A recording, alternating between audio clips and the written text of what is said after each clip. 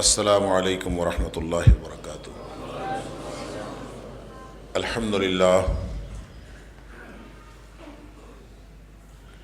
الحمدللہ وکفا وسلام علی عبادہ الذین اصطفیٰ۔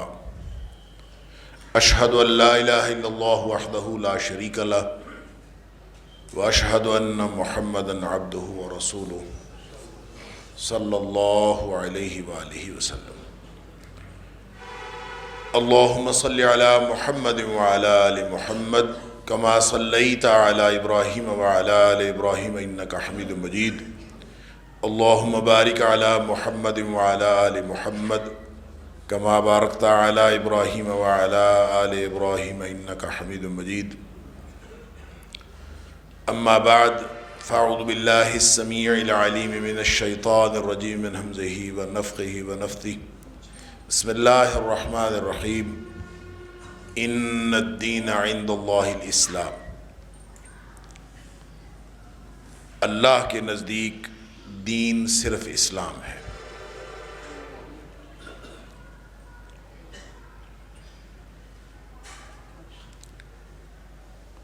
اللہ تعالیٰ نے مجھے اور آپ کو، ہم سب کو اس دنیا میں امتحان کے لیے بھیجا ہے، اور اس امتحان میں کامیابی کیسے ممکن ہے اس کے لیے ایک ضابطہ، ایک قانون، ایک لاہ عمل وہ بھی بتا دیا ہے، اور اس لاہ عمل کا نام دین ہے۔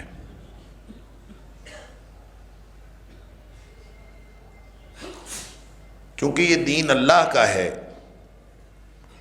اور اللہ نے اپنے بندوں کو یہ سکھانا ہے اور سکھایا ہے، اور اس لیے سکھایا ہے کہ لوگ ناکامی سے بچ کر کامیابی کے راستے پر چلے جائیں،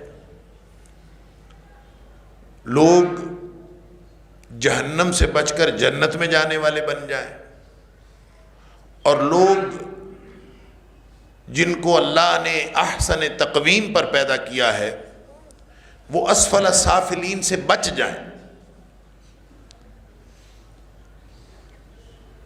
اس لیے جو ضابطہ اور جو اصول دیا ہے اس کا نام دین، اور اللہ یہ چاہتا ہے کہ لوگ جہنم سے بچ کر جنت میں جانے والے بن جائیں، اس لیے کہ وہ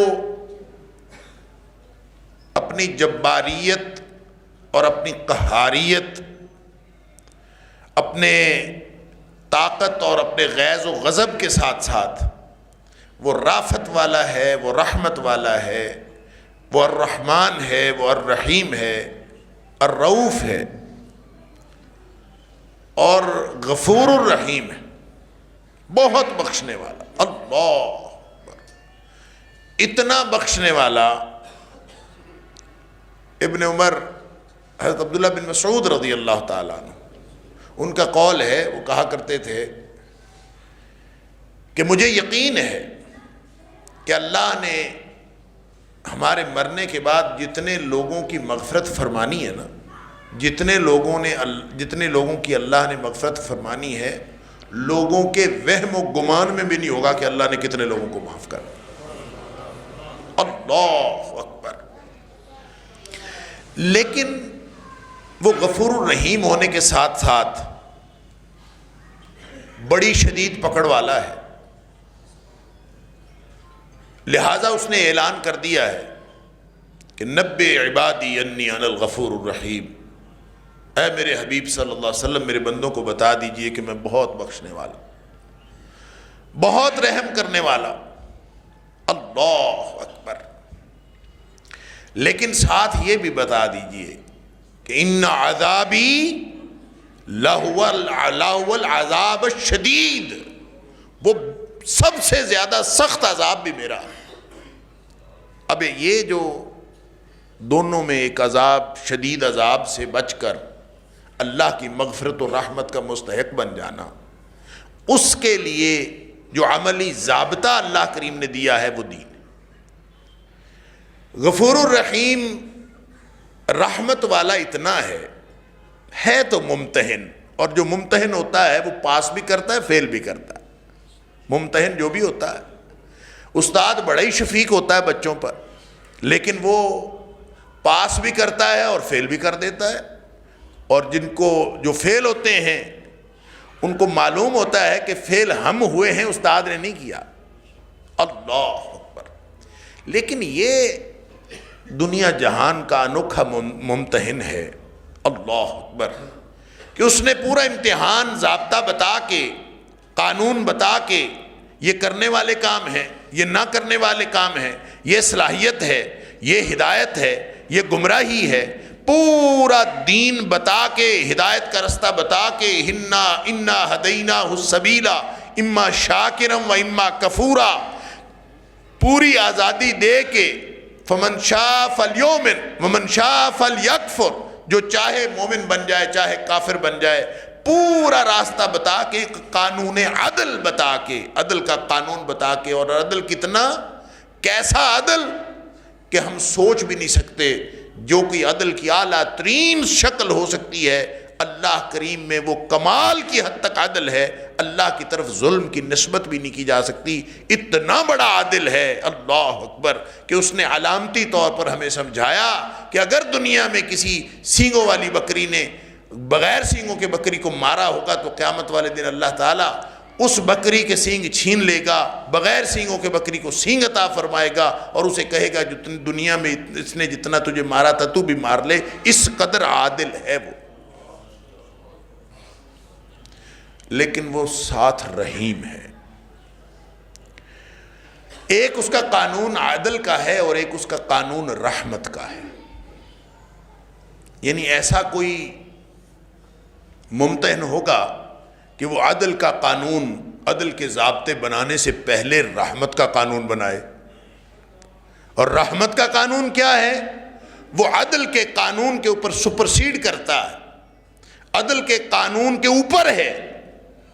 ایک آدمی جو عدل کے مطابق پکڑا جا چکا ہو، عذاب کا مستحق ہو، اور اس نے ثابت ہو گیا ہو کہ یہ اب مجرم ہے، اب یہ کسی بھی وقت جو ہے جہنم میں چلا جائے گا، اس پر بھی جب اللہ کی رحمت ہو جائے گی تو وہ شخص جہنمی سے بچ کر جنتی ہو جائے گا، جہنم سے بچ کر جنت میں جانے والا بن جائے گا۔ یہ اللہ کا قانون رحمت ہے، اللہ اکبر۔ تو قانون رحمت جو ہے وہ اس نے پہلے بنایا ہے، یعنی عجیب، کیسا ممتحن ہے کہ قانون رحمت پہلے بنایا اور قانون عدل بعد میں بنایا۔ سورہ ملک میں جو اللہ تعالیٰ نے فرمایا تبارک الذی بیدہ الملک وہو علی کل شیء قدیر، وہ بڑا طاقتور بادشاہ ہے لیکن ہے برکتوں والا، تبارک الذی، بڑی خیر و برکت والی ذات، سبحان اللہ۔ برکت کہتے ہی اس کو ہیں، جس شخص پر بول لیں، جس ہستی پر بول لیں، جس جگہ پر بول لیں، جس گھڑی جس دن پر بول لیں، لفظ برکت اپنے اندر رحمت لیے ہوئے ہے، اور رحمتوں کی ایسی برکھا برستی ہے کہ جو برکت والی چیز ہوتی ہے، برکت والی جگہ ہوتی ہے، یا برکت والی ہستی ہوتی ہے، برکت کے معنوں کے اندر شامل ہے کہ وہ ایک تو وہ سراسر خیر ہے، اور دوسرا وہ خیر کہیں رکتی نہیں ہے، وہ بڑھتی چلی جاتی، وہ کبھی رکتی نہیں، اس کی حد نہیں آتی۔ جب اللہ برکتوں والا ہے اور رحمتوں والا ہے تو اس کی رحمت کی حد آ ہی نہیں سکتی۔ ویسے اس نے ہمارے سمجھ کے لیے بتایا، نبی اکرم صلی اللہ علیہ وسلم فرماتے ہیں، مسلم شریف کی حدیث ہے کہ جعل اللہ الرحمت 100 جزء، اللہ نے رحمت کو 100 حصوں میں تقسیم کر دیا۔ بنایا پتہ کب ہے اس کو؟ ابھی مخلوق پیدا ہی نہیں ہوئی، امتحان دینے والے پیدا ہی نہیں ہوئے، اللہ اکبر، امتحان دینے والے ابھی پیدا نہیں ہوئے۔ تو نبی اکرم صلی اللہ علیہ وسلم نے فرمایا، بخاری شریف کی حدیث ہے کہ نبی اکرم صلی اللہ علیہ وسلم نے فرمایا کہ اللہ نے ایک تحریر لکھوائی، ان اللہ تعالی کتب کتابا، ایک تحریر لکھوائی قبل ان یخلق الخلق، ابھی مخلوق پیدا ہی نہیں ہوئی تھی، مخلوق پیدا ہونی تھی، پھر انسان پیدا ہونے تھے، اشرف المخلوقات پیدا ہونے تھے، هو الذی خلق لکم ما فی الارض جمیعا، یہ ساری کائنات انسان کے لیے پیدا ہونی تھی. یہ سب کچھ ابھی پیدا نہیں ہوا تھا، اس سے پہلے اس نے تحریر لکھوائی. ایسا ممتحن ہے کہ اس نے تحریر لکھوائی، کیا اس کے اوپر لکھوایا ان رحمتی سبقت غضبی، میری رحمت جو ہے میرے غصے کے اوپر حاوی. اللہ اکبر. اور پھر وہ جو تحریر ہے اس کو اپنے عرش کے اوپر اللہ نے لگا لیا ہے، بورڈ جیسے لگا ہوتا ہے نا، بورڈ لگا ہوتا ہے، تو اللہ نے اپنے عرش کے اوپر اس تحریر کا بورڈ لگایا ہوا ہے. کیا؟ ان رحمتی سبقت غضبی، میری رحمت میرے غصے کے اوپر حاوی. نبی اکرم صلی اللہ علیہ وسلم نے فرمایا فَهُوَ مَكْتُوبٌ عِنْدَ اللَّهِ فَوْقَ الْعَرْشِ، اب بھی وہ لکھی ہوئی ہے یہ تحریر، اللہ کے عرش پر یہ لکھا ہوا ہے، آج بھی لکھا ہوا ہے. کیا لکھا ہوا ہے؟ ان رحمتی سبقت غضبی، میری رحمت میرے غصے کے اوپر حاوی ہے. اللہ اکبر. تو جو اللہ کے غصے کا مستحق ہو چکا ہو اس پر بھی جب رحمت ہو جائے تو وہ بخشا جائے گا، اور جس پر غصہ ہونا ابھی اس غصے کا استحقاق ثابت ہی نہ ہوا ہو، اس کے بارے میں اس کی رحمت کا کیا خیال ہوگا اور کیا حال ہوگا. سبحان اللہ. لہٰذا نبی اکرم صلی اللہ علیہ وآلہ وسلم نے فرمایا کہ اللہ نے رحمت کے 100 حصے کیے. جعل اللہ الرحمت 100 جزء، اللہ نے رحمت کے 100 حصے کر دیے اور زمین پر صرف ایک حصہ نازل کیا ہے، 99 اپنے پاس رکھے ہیں. اللہ اکبر. وَأَنزَلَ الْأَرْضِ جُزْءًا وَاحِدًا، صرف ایک جز، ایک حصہ. وَأَمْسَكَ عِنْدَهُ 99، 99 حصے اپنے پاس رکھے ہیں، صرف ایک حصہ اللہ نے زمین پر نازل کیا ہے. لہذا حضرت آدم علیہ السلام سے لے کر آخری انسان جو قیامت تک آئے گا، نبی اکرم صلی اللہ علیہ وسلم فرماتے فَبِذَلِكَ تَتَرَاحَمُ الْخَلَائِقُ، وہ جو ایک جزو ہے، ایک حصہ جو ہے، 100واں حصہ، حضرت آدم علیہ السلام سے لے کر قیامت تک آنے والا ہر انسان، مائیں کتنا پیار کرتی ہیں اپنے بچوں سے. دنیا کائنات کی ہر ماں جو پیار کرتی ہے، والدین اپنے بچوں پر شفقت کرتے ہیں، لوگ لوگوں سے پیار کرتے ہیں، لوگوں کے اوپر رحمت کے جذبات آپ دیکھتے ہیں. حتیٰ کہ صرف مائیں انسانوں کی نہیں، ہر مخلوق کی ماں وہ اپنے بچوں سے کتنا پیار کرتی ہیں، اپنی جان دے دیتی ہیں مائیں بچوں کو بچانے کے لیے. فرمایا اللہ کی رحمت کا 100واں حصہ ہے جس کی وجہ سے یہ پوری کائنات قائم ہے اور پوری کائنات میں رحمت کا نظام قائم ہے. ہر مخلوق دوسرے کے ساتھ جو رحمت کا اور رحم کا جو تعلق رکھتی ہے، چاہے آپ دنیا کائنات کی ہر مخلوق کی ماں کا جا کے جائزہ لے لیں، آپ کو مائیں اپنے بچوں پر قربان ہوتی ہوئی نظر آئیں گی. اللہ اکبر. اور صرف مخلوقات کی بات نہیں، اللہ جو خود رحمت فرما رہا ہے. لوگ بے دینی پھیلائے جا رہے ہیں، اللہ ان کے اوپر عذاب نازل نہیں کر رہا. کافر کفر کر رہے ہیں، اللہ ان کے اوپر عذاب نازل نہیں کر رہا. اور ظالم ظلم کر رہے ہیں اور وہ عذاب سے تباہ و برباد نہیں ہو رہے. آپ دنیا میں اللہ کی رحمت کے کتنے مظاہر دیکھتے ہیں. ہم گناہ کرتے جاتے ہیں، وہ عطا کرتا جاتا ہے. دن رات ہم گناہ سے باز نہیں آتے، وہ دن رات ہمیں عطا کرنے سے پیچھے نہیں ہٹتا. آپ اندازہ تو کریں اللہ کی رحمت کے مظاہر کتنے ہیں. لمحہ لمحہ اللہ کی رحمت اور اللہ کا انعام اور اللہ کے وہ انعامات جو خالص اللہ کی رحمت ہیں اور خالص اللہ کی عطا ہیں. میں اور آپ ہم سب اللہ کے انعامات سے مستفید ہو رہے ہیں، اور وہ ایسا غفور الرحیم ہے کہ وہ ہمارے گناہوں کے باوجود ہمیں عطا کرتا چلا جاتا ہے، عذاب نازل نہیں کرتا. اللہ اکبر. اور یہ ساری کی ساری مخلوقات میں رحمت کے مظاہر دیکھ لیں یا خالق کے مخلوق کے اوپر رحمت کے مظاہر دیکھ لیں، اور پھر آدم علیہ السلام سے لے کر قیامت تک کے مظاہر دیکھ لیں، یہ اللہ کی رحمت کا 100واں حصہ ہے. باقی 99 تو وہ قیامت والے دن عطا فرمائے گا. اللہ اکبر. تو واقعتاً پھر وہ ہمارے تو وہم و گمان سے کوئی بات باہر ہوگی. ہمیں کیا پتا کہ اللہ تعالیٰ کتنے لوگوں کو کیسے کیسے بخش دے گا. اللہ اکبر. لیکن اس نے جو ضابطہ دیا ہے نا، وہ ضابطہ اس لیے، اور بخشا بھی صرف رحمت کی وجہ سے جانا ہے، یہ بھی ذہن میں رکھیں۔ نبی اکرم صلی اللہ علیہ وسلم نے کلیئر کٹ بتا دیا تھا کہ کوئی شخص اپنے عمل کی وجہ سے جنت میں نہیں جائے گا۔ اللہ اکبر، لن يدخل احدا عمله الجنہ، سنو، کسی شخص کو اس کا عمل جنت میں داخل نہیں کر سکتا۔ حالانکہ امتحان عمل کا ہے، جہاں امتحان کا تعارف کروایا، پہلے ممتحن نے تعارف کروایا، تبارک الذی بیدہ الملک، یہ ممتحن کا تعارف، اور پھر امتحان کا تعارف کیا؟ الذی خلق الموت والحیات لیبلوکم ایکم احسن عملا، یہ امتحان کا تعارف ہے۔ اور کس چیز کا امتحان ہے؟ حسن عمل کا امتحان، تاکہ وہ تمہیں امتحان کرے کہ تم میں سے اچھے عمل کرنے والا کون۔ اللہ اکبر، یہ بھی امتحان کی بڑی خوبصورت نوعیت ہے۔ آپ سمجھتے جائیں، پڑھتے جائیں، سوچتے جائیں، غور و فکر کرتے جائیں، اللہ اکبر، لمحہ لمحہ اللہ کا شکر زبان سے نکلتا ہے، اور دل و دماغ آپ کے پوری زندگی انسان کی شکر میں ڈوب جاتی ہے اگر اللہ کے اس نظام امتحان کو انسان سمجھنے کی کوشش کرے۔ اللہ، امتحان عمل کا ہے۔ فرمایا عمل جنت میں نہیں لے کے جائے گا، جس چیز کا امتحان ہے اسے جنت میں نہیں جانا۔ لِيَبْلُوَكُمْ أَيُّكُمْ أَحْسَنُ عَمَلًا، تاکہ تمہارا امتحان کرے کہ تم میں سے اچھے عمل کرنے والا کون۔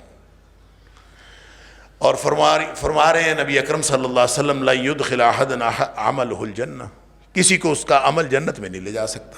جس چیز کا امتحان ہے اس سے جنت میں نہیں جانا، تو جنت میں کیسے جانا ہے؟ پھر عمل کرنے کی کیا ضرورت؟ اگر جنت میں عمل سے جانا ہی نہیں تو پھر جنت کیسے ملنی ہے، اور پھر عمل کرنے کی کیا ضرورت ہے؟ سبحان اللہ۔ صحابی پوچھتا ہے اللہ کے رسول صلی اللہ علیہ وسلم، آپ نے بھی عمل سے جنت میں نہیں جانا؟ فرمایا ولا انا، میں بھی عمل سے جنت میں نہیں جا سکتا۔ اور عمل کا عالم یہ ہے کہ جو دن میں نبی اکرم صلی اللہ علیہ وسلم نے اذیتیں، تکلیفیں دین کے لیے جھیلیں، وہ تو الگ ہیں۔ جب کبھی رات کو وقت ملتا تھا، نبی اکرم صلی اللہ علیہ وسلم ساری ساری رات عبادت میں گزار دیتے تھے، تھوڑا سا سو لیا، باقی عبادت میں گزار لی۔ پاؤں میں ورم آ جاتا تھا، اللہ کے سامنے کھڑے، یہ محنت کیوں؟ یعنی یہ محنت ہے، یہ ریاضت ہے، یہ تو اپنی جان توڑ دینا ہے، اپنی ساری صلاحیتیں لگا دینا ہے عمل میں، اور فرما رہے ہیں عمل سے جنت میں نہیں جانا۔ اللہ اکبر، اللہ کے رسول صلی اللہ علیہ وسلم آپ بھی نہیں۔ اللہ اکبر، فرمایا ولا انا، میں بھی عمل سے جنت میں میں نہیں جا سکتا۔ الا ان یتغمدنی اللہ برحمت، ہاں جنت میں اس وقت جاؤں گا اگر جب اللہ کی رحمت مجھے اپنی لپیٹ میں لے لے گی۔ اللہ کی رحمت مجھے لپیٹ میں لے لے گی، میں جنت میں چلا۔ اس کا مطلب یہ ہوا امتحان تو اصول عدل کے تحت ہو رہا، لیکن جنت رحمت سے ملنی ہے۔ اللہ اکبر، وہ پنجابی کا شعر نہیں سنا؟ عدل کرے تے تھر تھر کمبن، اونچیاں شاناں والے، اللہ اکبر، تے کرم کریں تے بخشے جاون میں جے منہ کالے۔ تو یہ اللہ نے جو اصول عدل بنایا ہے، حساب دینا کوئی سوکھا سا کام ہے؟ کوئی آسان کام ہے حساب دینا؟ ساری زندگی کا حساب، ایک ایک چیز کا حساب، آنکھوں کا حساب، زبان کا حساب، سماعتوں کا حساب، اللہ، حق حقوق کا حساب، دوسرے کے ساتھ تعلقات کا حساب، ماں باپ کے ساتھ تعلقات، بیوی بچے، گھر بار، رشتہ دار، سارے مسلمان، نمازیں، روزے، کس کس چیز کا حساب دیں گے؟ میں تو اکثر عرض کیا کرتا ہوں، لمبے چوڑے حساب کی بات ہی نہیں ہے، آج صبح سے لے کر اب تک ہم حساب نہیں دے سکتے، ایک دن کا حساب نہیں دے سکتے، آدھے دن کا بھی نہیں دے سکتے۔ وہ جب حساب لے گا، اللہ اکبر، تو نبی اکرم صلی اللہ علیہ وسلم یہی تو فرمایا تھا حضرت عائشہ صدیقہ رضی اللہ تعالیٰ عنہ سے، عائشہ من نوقش عذب، جس کا حساب شروع ہو گیا نا وہ پکڑا گیا. من نوقش عذب، جس کا حساب شروع ہو گیا وہ لازماً پکڑا گیا، وہ عذاب کا شکار ہو گیا، وہ بچ نہیں سکتا جس کا حساب شروع ہو گیا. اما عائشہ صدیقہ رضی اللہ تعالیٰ نے پھر یہی پوچھا تھا کہ جو قرآن کہتا ہے کہ یحاسب حسابا یسیرا، کہ اس کا حساب آسان ہوگا، جس کو دائیں ہاتھ میں اعمال نامہ ملے گا اس کا حساب آسان ہوگا، تو پھر آسان حساب کا کیا مطلب ہے؟ جب حساب شروع ہونا ہے تو پکڑا ہی جانا ہے، تو پھر آسان حساب کا کیا مطلب ہے؟ اللہ اکبر. تو فرمایا آسان حساب اصل میں حساب نہیں ہونا، صرف پیشی ہونی ہے، اور پیشی پر ہی اللہ نے فرمانا جا تجھے بخش دیا. صرف پیش ہونا، حساب کوئی نہیں دے سکتا. اللہ اکبر. یہ جو ہم کہتے ہیں نا کوئی بات نہیں آخرت میں حساب ہوگا، کسی سے لڑائی ہو جائے نا آگا چل کے تیرے کو حساب لاؤں گا، پہلے دینے کے لیے تو تیار ہو نا حساب، پھر کسی کو دھمکی لگاؤ میں تجھ سے حساب لاؤں. اللہ، حساب دینا بہت مشکل کام ہے. نبی اکرم صلی اللہ علیہ وسلم فرما رہے ہیں کہ عمل سے جنت میں جانا ہی کوئی نہیں. لن يدخل احدا عمله الجنہ، کسی کو بھی اس کا عمل جنت میں نہیں لے جائے گا. میں بھی جنت میں عمل کے ساتھ نہیں جاؤں گا سوائے اس کے کہ اللہ کی رحمت ہمیں اپنی لپیٹ میں لے لے. لیکن اس حدیث کو اگر آپ جا کے دیکھیں نا تو یہ حدیث اتنی نہیں ہے. یہ جو شروع ہوتی ہے نا جہاں سے، جو اس کے شروع والے الفاظ ہیں نبی اکرم صلی اللہ علیہ وسلم کے، وہ پتہ ہے کیا ہیں؟ سددو وقاربو، جس کا معنی یہ ہے کہ عمل پر جتے رہو، محنت کرتے رہو. پھر فرمایا، اب یہ کتنی کنٹراڈکشن لگتی ہے جو میں نے پہلے عرض کیا کہ اس پہ غور فرمایا کریں. ایک طرف فرما رہے ہیں کہ عمل کا امتحان ہے قرآن کہتا ہے، ایک طرف نبی اکرم صلی اللہ علیہ وسلم فرما رہے ہیں اسی حدیث میں سددو وقاربو، محنت کرتے رہو اور پوری کوشش کرو، لگے رہو اس بات پر. اور ساتھ فرمایا وَاعْلَمُوا، عمل کرتے وقت یہ نہ ذہن میں رکھنا کہ میرا عمل مجھے جنت میں لے جائے گا. وَاعْلَمُوا سددوا وقاربوا، لگے رہو، عمل کرتے رہو. وَاعْلَمُوا، اور یہ جان لو یہ بات، لن يدخل احدا عمله الجنہ، کسی کو اس کا عمل جنت میں لے جا نہیں سکتا. تو پھر وہ سددو قاربو کیوں ہے؟ عمل کس بات پر کر؟ ضابطہ دین کیا ہے کہ لگے رہو، ضابطہ ہے، عملی ضابطہ ہے، اس پر زندگی گزارنی ہے. اگر اس پر زندگی گزارو گے تو اللہ کی رحمت کے مستحق بن جاؤ گے. اگر اس پر زندگی نہیں گزارو گے، عمل سے تو جنت میں نہیں جانا، لیکن عمل کرنے سے اللہ کی رحمت مل جاتی ہے، اللہ کی رحمت کا استحقاق حاصل ہو جاتا ہے. اور اللہ کی رحمت حاصل کرنے کے لیے سددو وقاربو کرنا ضروری ہے. اور جب آدمی پڑھ رہا ہو نا نمازیں اور روزے رکھ رہا ہو اور مخلوق خدا کی خدمت کر رہا ہو، صدقہ خیرات کر رہا ہو، انفاق فی سبیل اللہ کر رہا ہو، راتوں کو اٹھ کے تہجد پڑھ رہا ہو، کبھی اس ظام میں مبتلا نہ ہو کہ اب میں نے نمازیں پڑھ لی اب تو میں جنتی پکا ہو گیا. ہمارا دماغ درست رکھنے کے لیے ہم تو 5 نمازیں وقت پہ پڑھ لیں تو بے نمازی ہمارے سامنے سے کھانس کے گزر نہیں سکتا. ہم تو بندے کو بندہ نہیں سمجھتے. جب ہم نے نمازیں پڑھی ہوں اور اس نے نہ پڑھی ہوں تو ہم تو باقاعدہ دل میں نفرت آتی ہے، اور ایک دل میں ایک ایسا عجب پیدا ہوتا ہے کہ میں نمازی ہوں، میں نے داڑھی رکھی ہوئی، اس نے نہیں رکھی ہوئی، میں پردے دار خاتون ہوں، وہ خاتون بے پردے، میں صدقہ خیرات کرتا ہوں، وہ نہیں کرتا. یعنی کتنی باتیں ہیں جب ہم دوسروں کو دیکھتے ہیں اور بے دین کو دیکھ کر ہمارے دل میں خیال آتا ہے نفرت کا اظہار کہ جناب یہ تو ایسے ہے، میں زیادہ عمل کرتا ہوں، میں گویا جنتی ہوں اور وہ گویا جہنمی ہے. نعوذ باللہ من ذالک، اللہ تعالیٰ معاف فرمائے. یہ صرف یہاں کی بات نہیں، مولوی لڑتے نہیں دیکھے آپ نے، کوئی جہنم کے فتوے دے رہے ہیں کسی کے بارے میں، کوئی جنت کے فتوے دے رہے ہیں، دیکھا نہیں آپ نے؟ ایک شخص فوت ہوتا ہے اور پورے سوشل میڈیا پہ طوفان آ جاتا ہے، ایک طرف سے جنت کے سرٹیفکیٹ ہیں، ایک طرف سے جہنم کے سرٹیفکیٹ. اللہ اکبر. جو جہنم کے سرٹیفکیٹ دینے والے ہیں ان کے پاس بھی دلیلیں موجود ہیں، اور جو جنت کے سرٹیفکیٹ دینے والے ہیں ان کے پاس بھی دلیلیں موجود ہیں۔ اللہ اکبر۔ نبی اکرم صلی اللہ علیہ وسلم فرماتے ہیں، صحابہ کرام بیٹھے ہیں، نبی اکرم صلی اللہ علیہ وسلم اللہ کے بعد کائنات کی سب سے بزرگ ہستی، اور صحابہ کرام نبیوں کے بعد اس دھرتی کی سب سے عظیم ہستیاں۔ نبی اکرم صلی اللہ علیہ وسلم فرماتے ہیں کہ اے میرے صحابیوں، لا ادری ما یفعل بی ولا بکم، مجھے کچھ نہیں پتا میرے ساتھ کیا ہونے والا ہے اور تمہارے ساتھ کیا ہونے والا ہے۔ نبی اکرم صلی اللہ علیہ وسلم کو نہیں پتا کہ کیا ہونے والا ہے، لیکن ہمارے مولویوں کو پتا ہے، جنہوں نے جنت میں بھیجنا ان کو بھی پتا ہے، اور جنہوں نے جہنم میں بھیجنا ان کو بھی پتا ہے۔ انا للہ و انا الیہ، جو اس کے کرنے کے کام ہیں وہ اس کو کرنے دیں، جو تمہارے کرنے کے کام ہیں وہ کریں، جو ہمیں کرنے کے لیے دیے ہیں وہ کام ہم کریں۔ اور وہ کیا کام ہے؟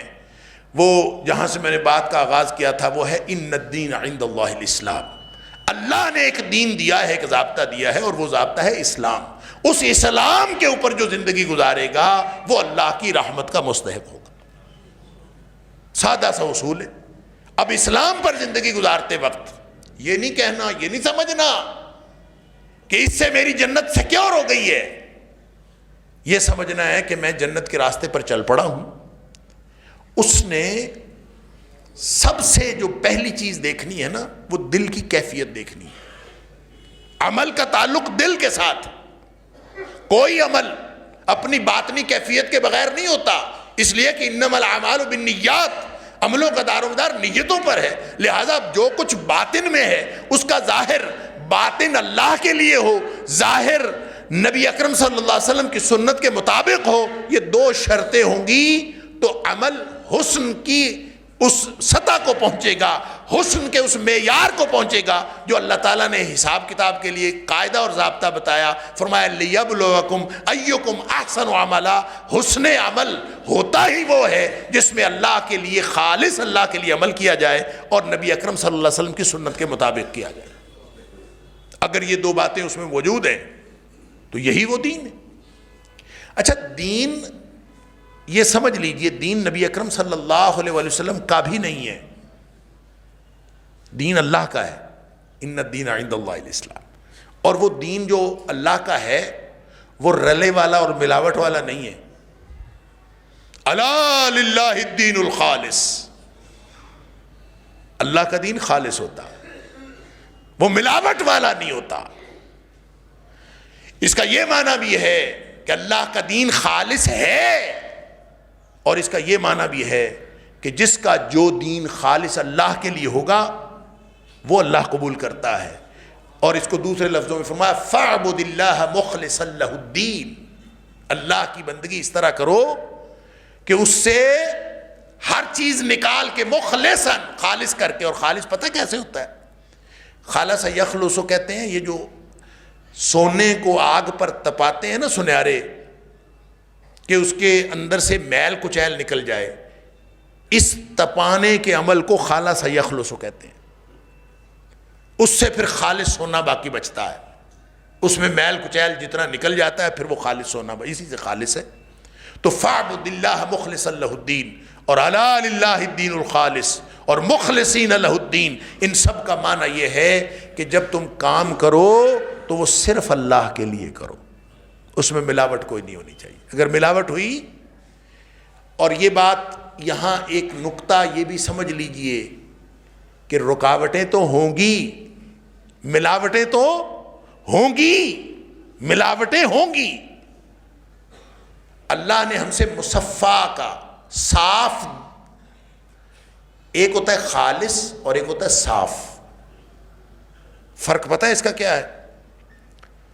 اللہ نے ہم سے صاف دین کا مطالبہ نہیں کیا، اس لیے کہ صاف بھی عربی زبان کا لفظ ہے، مصفا، حدیث میں، قرآن میں آتا ہے عسل مصفا، جو جنت کا شہد ہوگا نا، ایک نہر ہوگی، وہ کس کی؟ شہد کی نہر ہوگی۔ شہد کیسا؟ مصفا، ایسا شہد ہوگا کہ اس کے اندر کسی قسم کا کوئی گرد و غبار، کسی قسم کا کوئی ذرہ نہیں ہوگا، بالکل شفاف. سبحان اللہ، وہ ہے مصفا. ہم سے اس بندگی کا مطالبہ نہیں کیا. کر سکتا تھا، ہمیں کہتا کہ تمہاری بندگی مصفا ہونی چاہیے. ہم سے مصفا کا مطالبہ نہیں ہے. کیوں؟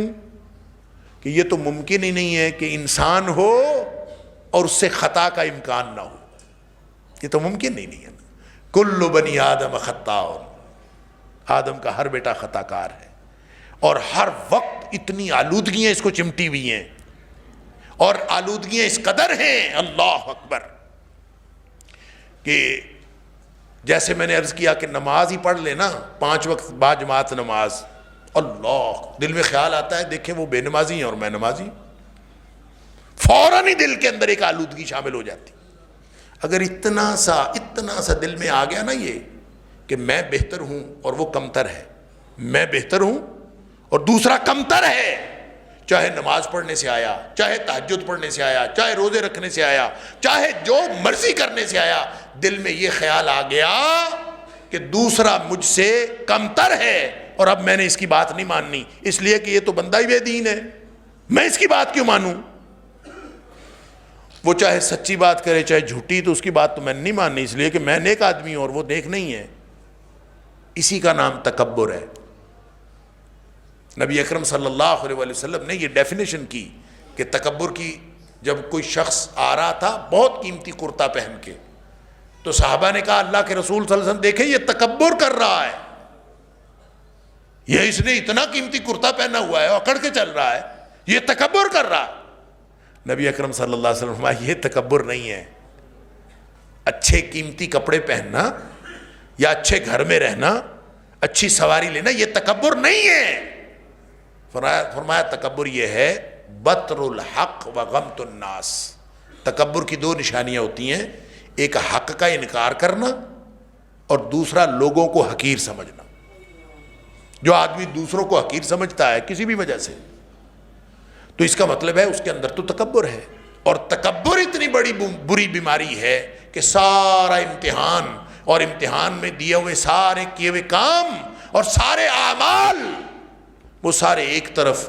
نبی اکرم صلی اللہ علیہ وسلم نے فرمایا جس کے دل میں رائی کے دانے کے برابر بھی تکبر آ گیا وہ جنت میں نہیں جا سکتا. رائی کے دانے کے برابر بھی تکبر کسی وقت اس کے دل میں آ گیا، میں اچھا ہوں اور دوسرا ایسا ہے، اللہ. لہٰذا یہ پورے امتحان کا جو فلسفہ ہے، نیکی کرتے جاؤ، محنت کرتے جاؤ، لیکن اس محنت کے ساتھ اللہ سے ڈرتے جاؤ کہ اللہ قبول فرما لے. اللہ اکبر. سورہ مومنون کے اندر اللہ تعالیٰ نے فرمایا کہ لوگ جو اللہ اپنے رب کے ساتھ شرک نہیں کرتے اور اپنے رب کی آیتوں پر ایمان رکھتے ہیں، وَبِآيَاتِ رَبِّهِمْ يُؤْمِنُونَ، اس پر ایمان بھی رکھتے ہیں، اور وَهُمْ بِرَبِّهِمْ لَا يُشْرِكُونَ، اپنے رب کے ساتھ شرک بھی نہیں کرتے. اب جو شرک نہیں کرتا اور وہ اللہ پر ایمان بھی رکھتا ہے اور پھر وہ صدقہ بھی کرتا ہے، وَيُؤْتُونَ مَا آتَوْا وَقُلُوبُهُمْ وَجِلَةٌ، جو صدقہ خیرات دینا ہوتا ہے وہ بھی دے رہے ہوتے ہیں، نمازیں پڑھ رہے ہوتے ہیں، لیکن دل ڈرے ہوئے ہوتے ہیں. وَقُلُوبُهُمْ وَجِلَةٌ أَنَّهُمْ إِلَىٰ رَبِّهِمْ رَاجِعُونَ، دل ڈرے ہوتے ہیں کہ ہم اپنے رب کی طرف لوٹ کر جانے والے ہیں. اور اس میں بلکہ یہ بھی فرمایا وَهُمْ مِنْ خَشْيَةِ رَبِّهِمْ مُشْفِقُونَ، ڈرتے ہیں بہت. تو حضرت عائشہ صدیقہ رضی اللہ تعالیٰ نے نبی کریم صلی اللہ علیہ وسلم سے پوچھا نمازیں پڑھ کے ڈرنے والے کون ہیں؟ چور ہیں؟ یہ کن کی بات ہو رہی ہے؟ یہ ڈاکو ہیں، زانی اور شرابی ہیں؟ کون ہے جو اللہ سے ڈرتے ہیں اور نمازیں پڑھتے ہوئے ان کو ڈر لگ رہا ہے، صدقہ خیرات کرتے ہوئے ڈر لگ رہا ہے؟ اللہ اکبر.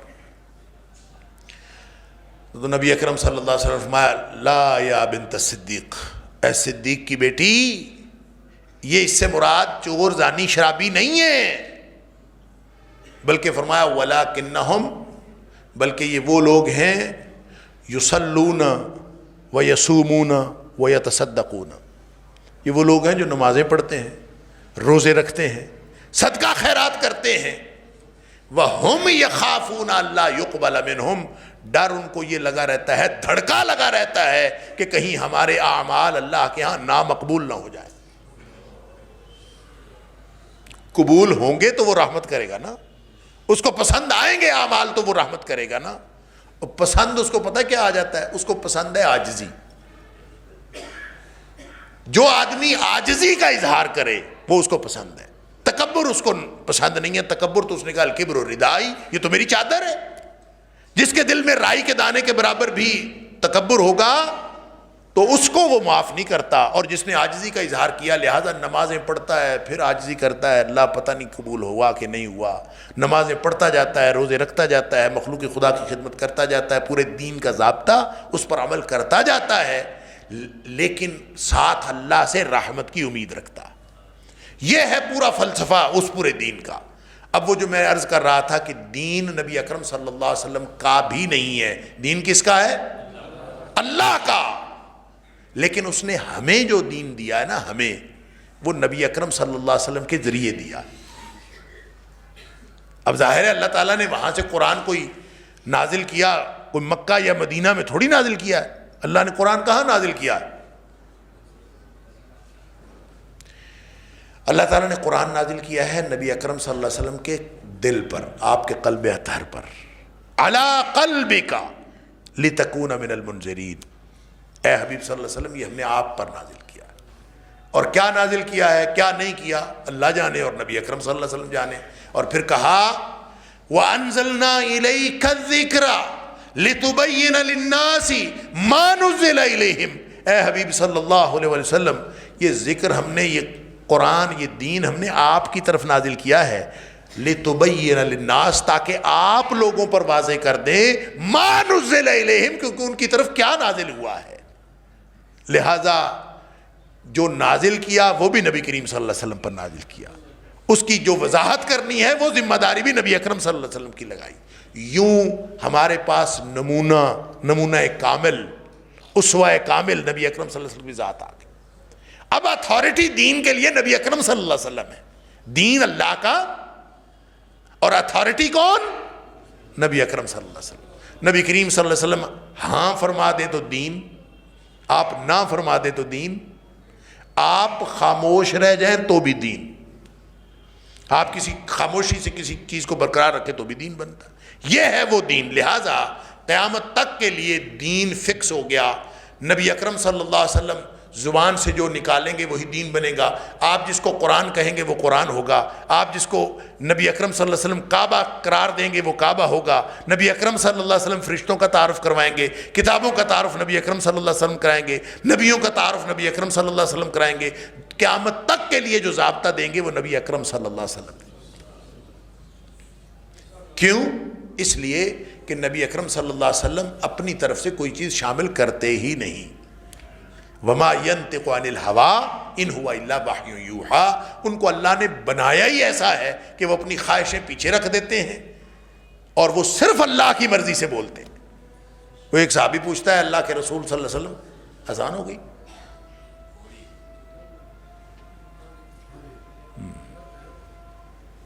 کیا وقت ہو گیا؟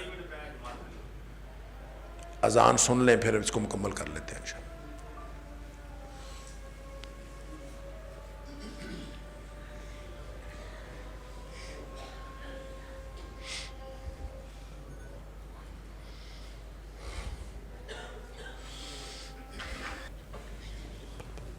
تو نبی اکرم صلی اللہ علیہ وآلہ وسلم کو اللہ تعالیٰ نے یہ اتھارٹی دی کہ اب قیامت تک کے لیے جس شخص نے بھی اس ضابطے کے ساتھ جڑنا ہو جو اللہ نے کامیابی کا ضابطہ دیا ہے، اس کو نبی اکرم صلی اللہ علیہ وسلم کے ساتھ جڑنا پڑے گا۔ لہٰذا یہ معیار آپ کہہ دیں کہ جو شخص نبی کریم صلی اللہ علیہ وسلم کی اطاعت و اتباع میں نہیں آئے گا وہ جنت میں نہیں جا سکتا، وہ جو بھی ہوگا وہ جنت میں نہیں جا سکتا۔ کسی کو آپ اسپیسیفکلی یہ نہیں کہہ سکتے کہ فلاں آدمی جنت میں نہیں جائے گا۔ آپ یہ کہہ سکتے ہیں کہ جھوٹا آدمی بے ایمان ہوتا ہے، آپ کسی کو یہ نہیں کہہ سکتے کہ تم جھوٹے اور تم بے ایمان ہو۔ لہٰذا وہ اصول، وہ قاعدہ، وہ ضابطہ جو اللہ کے رسول صلی اللہ علیہ وسلم نے دیا ہے وہی ہمارے پاس ایک ضابطہ ہے، وہی ہمارے پاس ایک معیار ہے، اور سامنے جو نظر آتی ہے چیز اسی پر ہم اس کے اوپر حکم لگائیں گے، اور وہ حکم کیا ہے کہ جو شخص اللہ اور اس کے رسول صلی اللہ علیہ وسلم کو ماننے والا ہے، اس ضابطے کے اوپر چلنے کی کوشش کرنے والا ہے، وہ انشاءاللہ جنت کے راستے پر ہے۔ جنت میں جائے گا کہ نہیں جائے گا یہ اللہ کو معلوم۔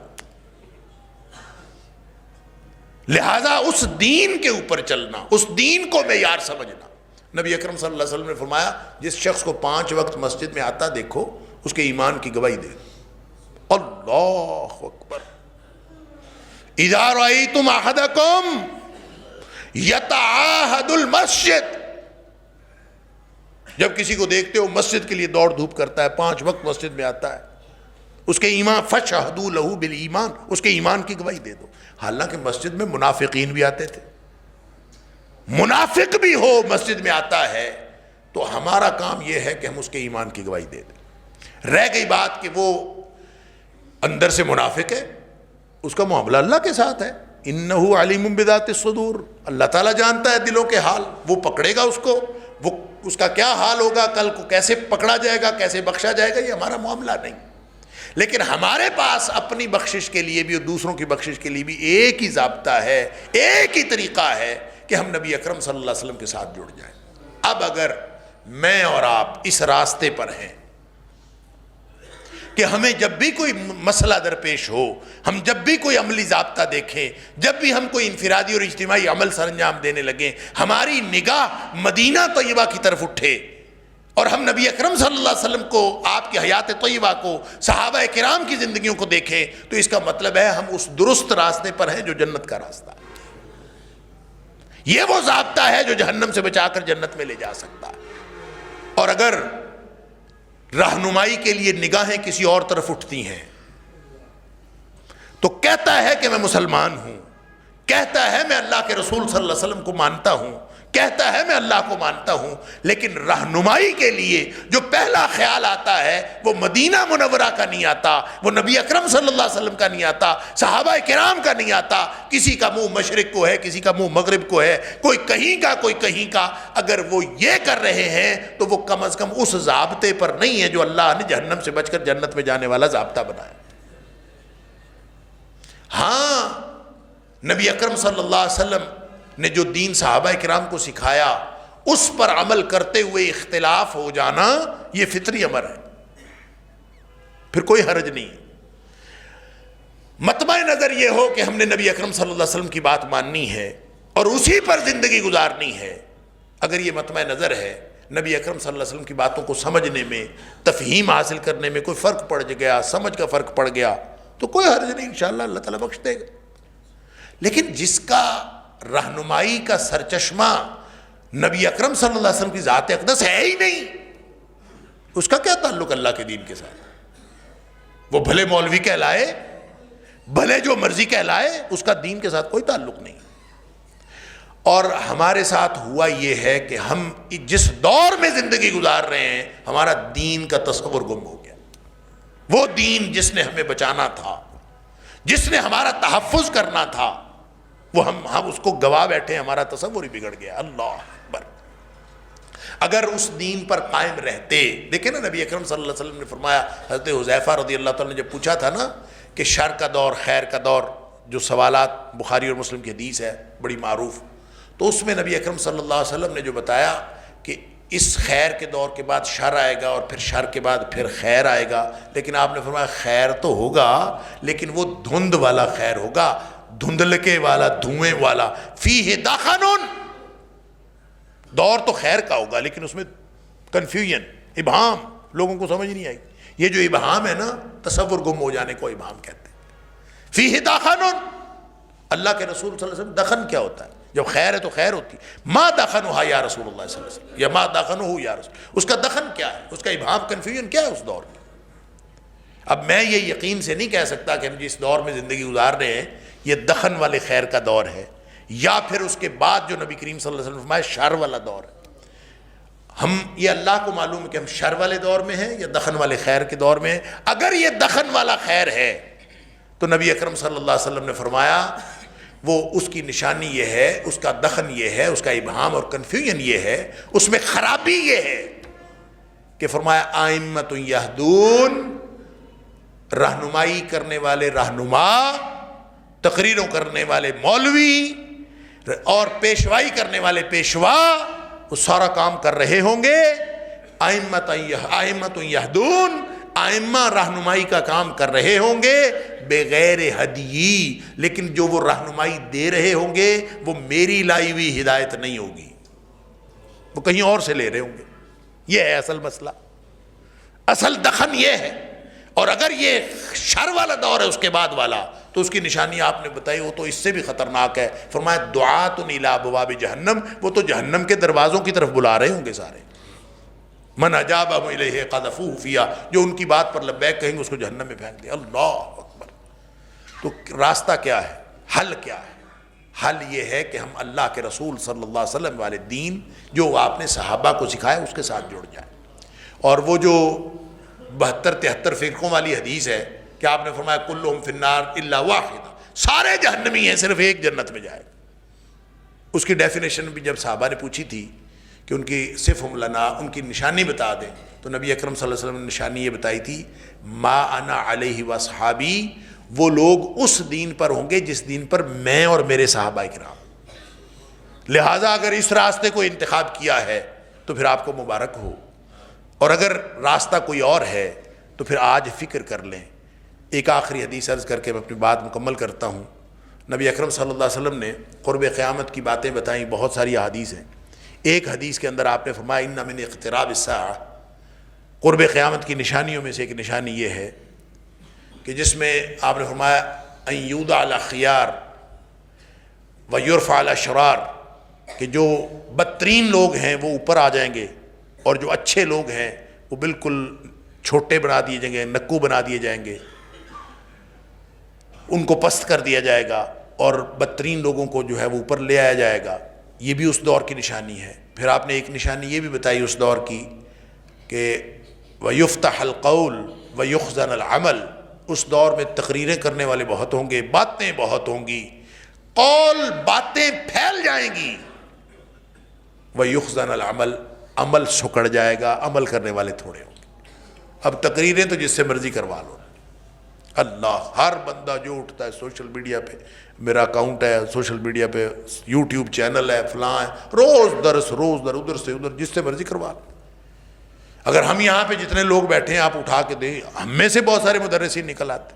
عمل کا مسئلہ ہے. تقریر تو میں بھی بڑی اچھی کر لیتا ہوں، عمل میرا کتنا ہے یہ اللہ کو معلوم ہے. اللہ یفتح القول ویخزن العمل. تقریریں کرنے کے تو بہت بہانے ہیں اور بہت راستے ہیں، اور کرنے والے بھی بہت ہیں، عمل کرنے والے کتنے ہیں. یہ اس دور کا ایک فتنہ یہ. اور پھر آپ نے فرمایا اس دور میں اب دیکھیں جب حالات یہ ہو جائیں کہ بدترین لوگ اوپر ہیں، بہترین لوگ جو ہیں وہ بالکل معاشرے کا ایک ان کو تلچھٹ بنا دیا گیا ہے، اب وہ کدھر، کون اصلاح کون کرے گا؟ جو بدترین لوگ ہیں ان کی سنی جاتی ہے، جو بہترین لوگ ہیں ان کی سنتا ہی کوئی نہیں، اور باتیں ہر بندہ کر جس سے مرضی کروا لو، گدھا گھوڑا سب برابر ہوئے پڑے ہیں، عمل کی کوئی اہمیت نہیں ہے. اصلاح کیسے ہوگی؟ تو اصلاح کا ایک طریقہ ہے کہ تعلیم دی جائے، اور تعلیم کون سی؟ مدینہ طیبہ سے جو آئی ہوئی ہے، یہی ایک طریقہ ہے نا. تو نبی اکرم صلی اللہ علیہ وسلم نے فرمایا اس قوم میں، اس معاشرے میں جو پڑھا جا رہا ہوگا نا وہ مسنات ہوگا.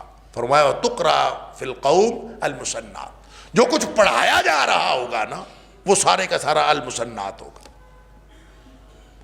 ساتھ یہ فرمایا وَلَيْسَ فِيهِمْ أَحَدٌ يُنْكِرُهَا، ان میں کوئی ایک آدمی ایسا بھی نہیں ہوگا جو اٹھ کے یہی کہہ دے کہ یہ کیا کر رہے ہو، اس کو برا ہی کہہ دے، برا کہنے والا بھی کوئی نہیں ہو، اس کو غلط کہنے والا بھی کوئی نہیں ہو. یعنی انتہا ہے زوال کی.